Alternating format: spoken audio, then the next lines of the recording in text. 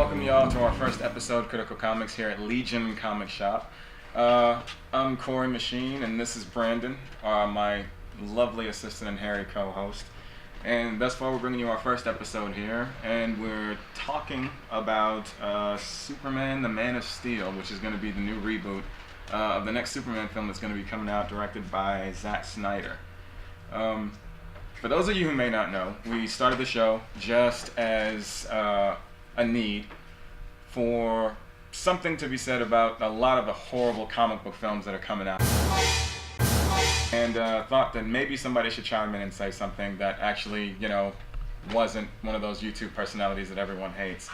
We want the new Superman movie to be a little bit better than Superman Returns. Even though it was okay, but, it could be a little bit better than that. Well, I mean, it's not X3. But yes, Superman, the Man of Steel is the next new reboot.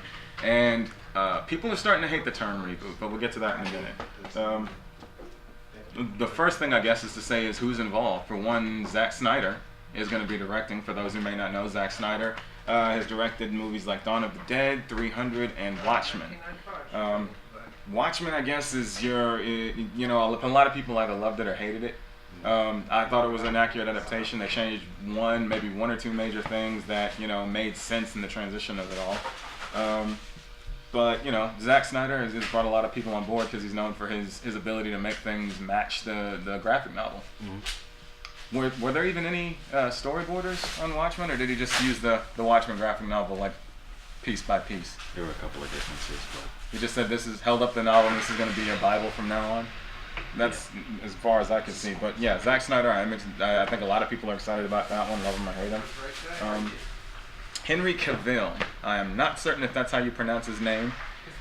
British actor. Henry Cavill is supposed to be the star. He's supposed to play the Man of Steel, Superman himself. And Henry Cavill is apparently... He's not Christopher Reeve. He's not Christopher Reeve, neither was Brandon Routh. No. Even though he looked amazing. I guess it's supposed to be all of his fault, but the last movie didn't really work out. Well, of course, I mean, it's a sacrificial lamb type of thing. They couldn't get at the director of Superman Returns because he's still got some staying power. Brandon Routh was new. He was a relative unknown. So, of course, when the movie tanked, they took him out in front of a field and slit his throat. And said, it's all your fault. Which is essentially what they did anyway. It's a sacrificial lamb, that's what it's called. But Henry Cavill, funny thing about Henry Cavill is that he's been deemed by a lot of the entertainment trades as to be the unluckiest man in Hollywood. I wouldn't say so, because unlike some actors, he's got work going on.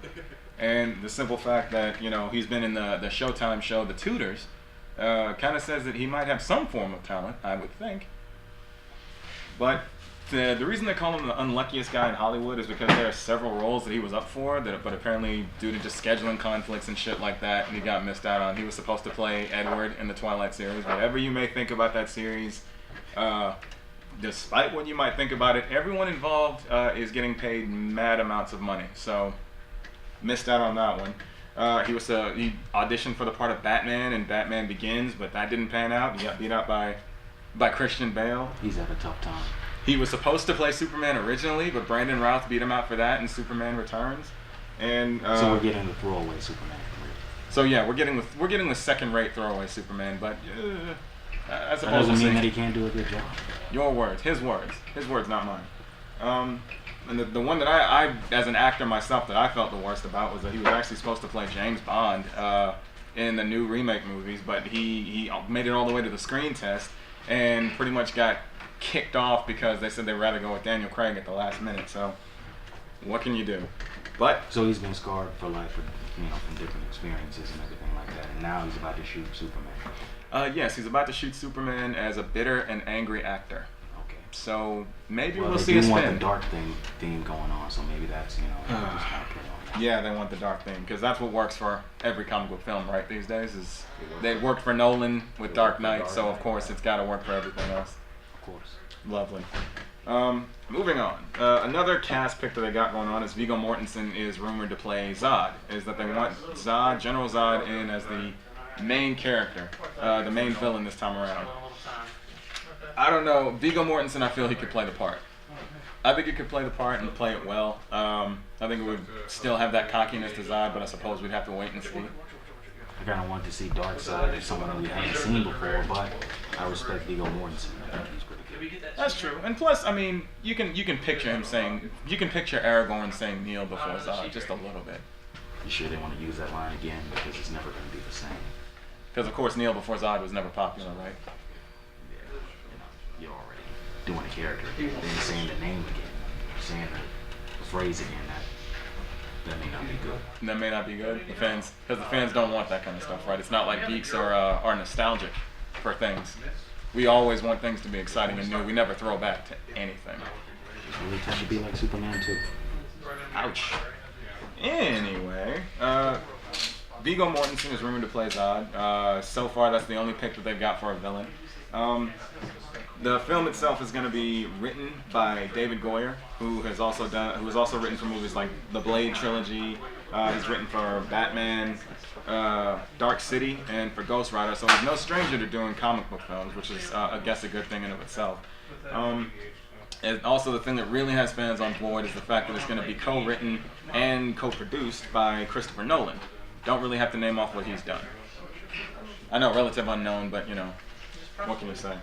I think a lot of people felt good about that David Goyer is going to be doing some of the writing, but Chris Nolan being signed on is even better because they wanted Chris to direct, but you know. I respect the fact that he decided to just produce and just let someone else direct because, well, first you get to take your name off of it just in case it's not good, and then they just wanted him to do a Dark Knight Superman. Yeah, they wanted him to do a Dark Knight version of Superman, which is, I mean, again, it's that nice Hollywood trend that they tend to fall into more often than not. If something works major for one film, they think it's got to apply for a lot of films across the board. But, you know, he was smart enough to say, you know, it's two different films. He stepped down and said, I'll help produce, I'll help write, but, you know, the direction's got to go to somebody else. And I think, you know, Zack Snyder is doing a pretty decent job so far. So I would definitely vote for him, you know, for directing of the movie.